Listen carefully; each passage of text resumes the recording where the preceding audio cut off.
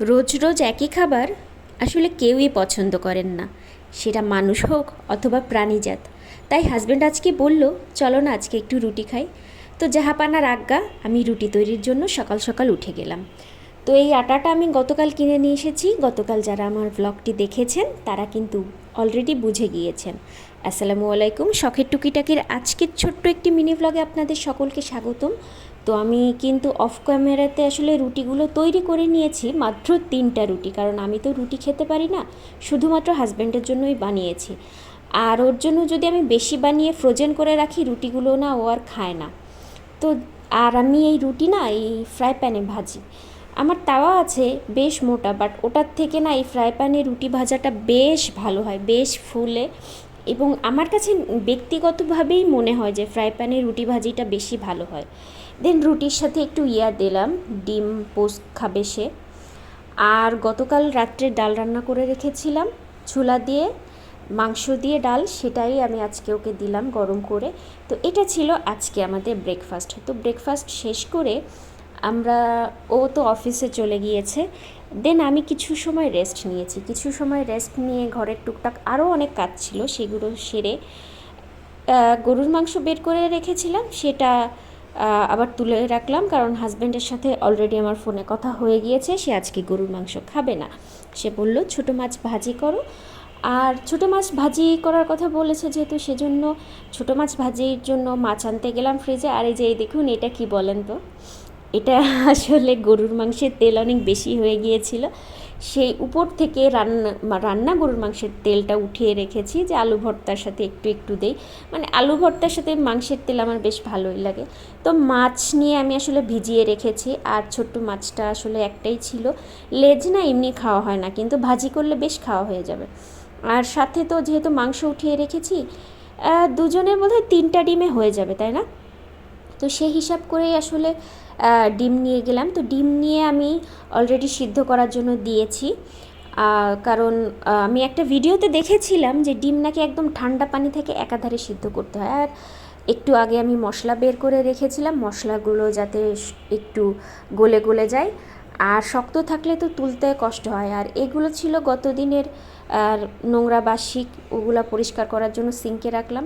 কিন্তু পরে ভাবলাম না, আর একটা ডিম দেই, আসলে নষ্ট হবে না খাবার, হয়তো ফ্রিজে থাকবে, ফ্রিজে রাখলে আমিই খেয়ে ফেলবো। তা হোক না, 4টা ডিমই করি। 3টা ডিম কেমন দেখাচ্ছিল। এর মাঝখানে আমার জিরা শেষ হয়ে গিয়েছিল, কালকে তো জিরা কিনে নিয়ে এসেছিলাম, তো সেগুলো না আসলে জিরার পটে ঢালা হয় নাই, তো এইগুলো ঢালতে হবে। তো আমার তো আসলে স্ট্যান্ড নেই, যার কারণে আমার এক হাতে ফোন রেখে ভিডিও করা লাগে। তো সেই কারণে আমি না ওই ঢালার ভিডিওটা করতে পারি নাই। তো আমি ক্যামেরাটা অফ রেখে দেন আমি ঢেলে নিয়েছি জিরার কৌটাতে। তারপরে দেখুন, পুরাপুরি ভরে যাওয়ার পরেও না কতটা জিরা বেঁচে গিয়েছে। কালকে কতটা কিনেছিলাম, 200 গ্রামের মতো না 250 গ্রামের মতো বোধহয় কিনেছিলাম, খুব একটা খেয়াল রাখতে পারছি না। তো এই জিরাটা আমার কাছে কোটাই রাখি, আমার ভাজার দরকার হলে ইনস্ট্যান্ট ভেজে নিই। আর আমি কাঁচা জিরাই বেশি ব্যবহার করি। এই বাদে আমি আসলে জিরা জিনিসটা অত বেশি ভাজা ব্যবহার করি না। দেন আমার লবণও ফুরিয়ে গিয়েছে, তো লবণের কৌটাতে আমি লবণ ঢালবো।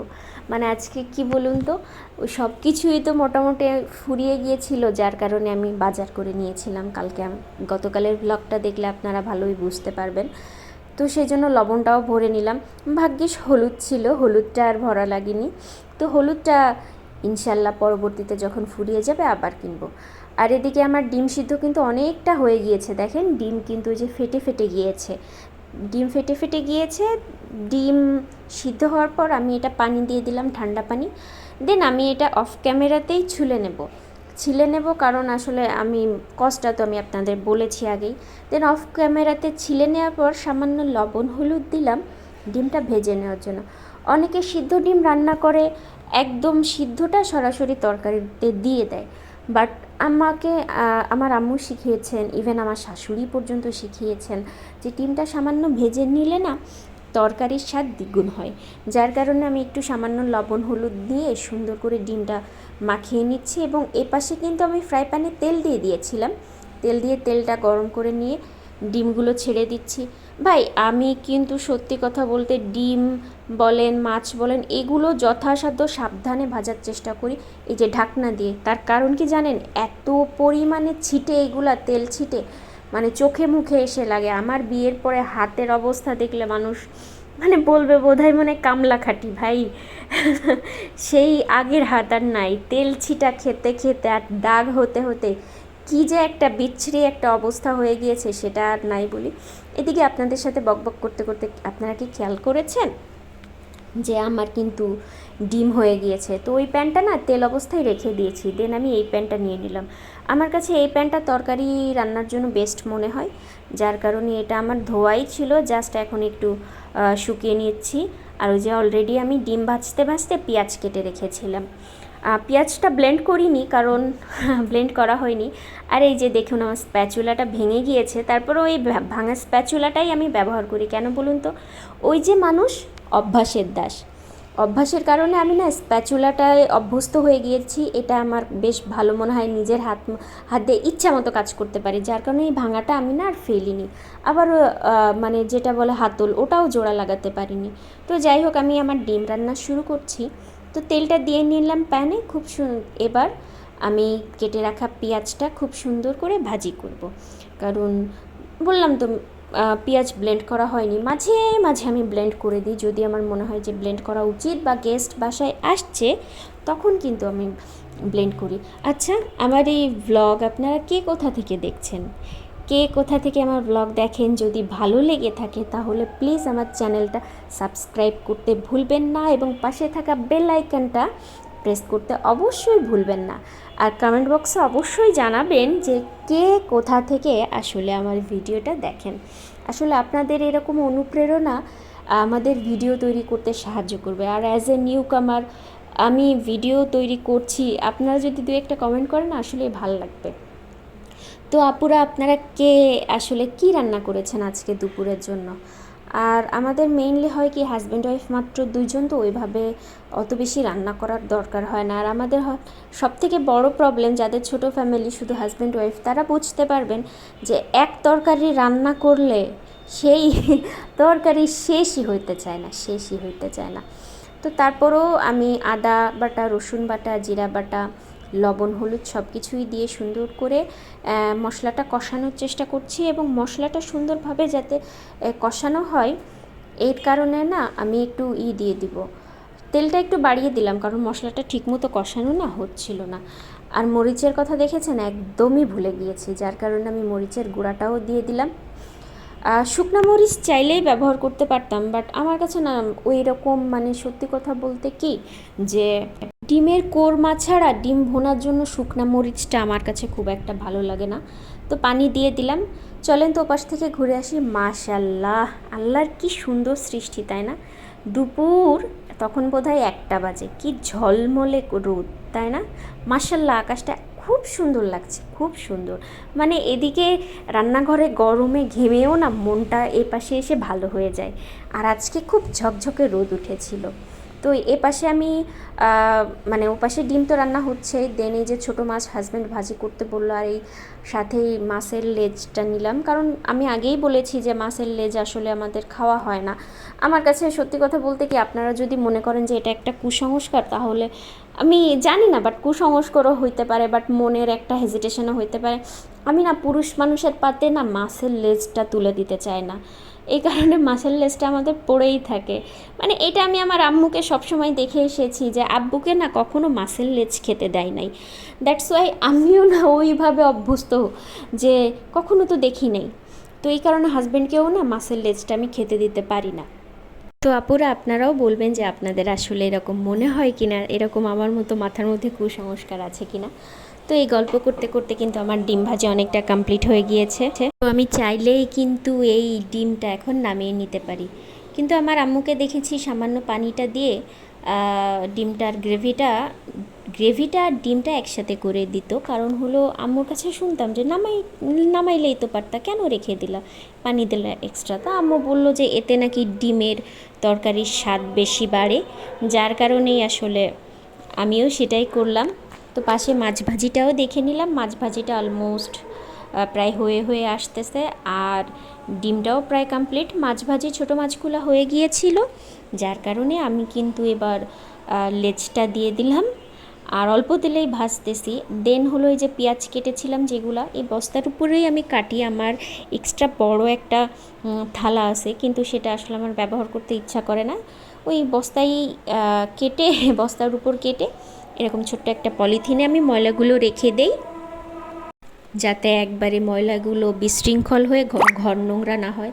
আর এই যে দেখুন নিনজা টেকনিক, অল্প তেলে মাছ ভাজবো, সেই মাছ আবার কড়া ভাজি হবে না, চারপাশে ভাজি হবে না, সেটা কি হয়, যার কারণে ওটা আমি উল্টে রেখেছিলাম। দেন আমি পেঁয়াজ মরিচ ভেজে নিলাম, কারণ হলো মাছ ভাজির সাথে পেঁয়াজ মরিচটা না হলে আমার ব্যক্তিগতভাবে চলে না। অনেকে এমনি ক্রাঞ্চি মাছ ভেজে এমনিই খেতে পছন্দ করেন, বাট আমার কাছে কেন জানি মনে হয় যে বাঙালি হিসেবে পেঁয়াজটাই থাকা লাগে। এই যে আমার মাছ ভাজি রেডি। তো যেহেতু এখন আমার রান্না হয়ে গিয়েছে, রান্না হয়ে গেলে বাঙালির প্রধান কাজ কী থাকে বলেন তো? রান্নাঘর পরিষ্কার করা। এই রান্নাঘরটা যদি ঠিকমতো পরিষ্কার পরিচ্ছন্ন না থাকে তাহলে কিন্তু আসলে ভালো লাগে না। এবং আমি করি কি, প্রতিদিনই আমার চুলাটা প্লাস চুলার আশেপাশের এরিয়া, যেখানে তেল বলেন বা ঝোল বলেন ছিটে ছিটে দাগ হয়ে যায়, ফোটা ফোটা দাগ হয়ে যায়, আমি যথাসাধ্যভাবে চেষ্টা করি যে আমার রান্নাঘরটা প্রতিদিনই ক্লিন রাখার রান্না শেষ করে। আর যদি অসুস্থ থাকি বা ইভেন রাত্রেবেলা অনেক রাত্রে রান্না করি, তখন আর সেদিন না অনেক রাত্রে আর চুলাটা পরিষ্কার করা হয় না, এটা হলো সত্যি কথা। তো আমি চুলা পরিষ্কারের জন্য আসলে এক্সট্রা কিছুই ব্যবহার করি না, জাস্ট ওই গুঁড়োর মাঝনি দিয়ে আর ভিম বার দিয়েই আমি আমার মতো করে যথাসাধ্যভাবে রান্নাঘরটা পরিষ্কার রাখার চেষ্টা করি। আর আমি আমার এই ভ্লগের ক্যাপশনে কি লিখেছি বলুন তো? বাঙালি এই খাবারটা পেলে বিরিয়ানি খেতে চায় না। কি খাবার বলুন তো? কেউ কি গেস করতে পারছেন আমি আসলে কোন খাবারের কথা বলছি? বাঙালি তো, গেস করুন। আর দেখুন এই যে আমার রান্নাঘরটা, মাশাল্লাহ কি সুন্দর ঝকঝক চকচক করে ফেলেছি। আসলে রান্নাঘর অপরিষ্কার থাকলে আমার খুব বেশি অস্বস্তি লাগে, খুব বেশি, মানে আমি নিজেই বুঝাতে পারি না যে আমার আসলে কেমন লাগে। তো আপনাদের আসলে খুব বেশি ওয়েট করাবো না। এই যে বাঙালির বেস্ট খাবার, যেটা চাইলে মানে পেলে বাঙালি আর বিরিয়ানি খেতে চায় না। এই যে পেঁয়াজ, কাঁচামরিচ, সামান্য তেঁতুল, একটু আচারের তেল নিব, মানে আমার যদি সত্যি স্ট্যান্ড থাকতো না, আমি আপনাদের সুন্দর করে সম্পূর্ণ প্রসেসটা দেখাইতাম। ইদানিং আমার রান্নাঘরে বেশ মাছই হয়েছে, যার কারণ হলো কি, আম কাঁঠাল আমার রান্নাঘরে ছিল, যার কারণে মাছি হয়েছে, ওইগুলো তাড়াইতে হয়। তো আমি ভাতগুলো মাখিয়ে নিয়েছি, দেখেন মাশাল্লাহ একটা হলুদ ফ্লেভার এসেছে না, মানে আর যে সুন্দর একটা সুঘ্রাণ এসেছে, মানে এটার কথা আর কী বলি। সিরিয়াসলি বাঙালির কাছে এই খাবারটা এত বেশি বেস্ট, যেটা সে বিরিয়ানিতেও এত বেশি স্বাদ পায় না। তো কথা না বলে আমি কিন্তু এটা খেয়ে নিই।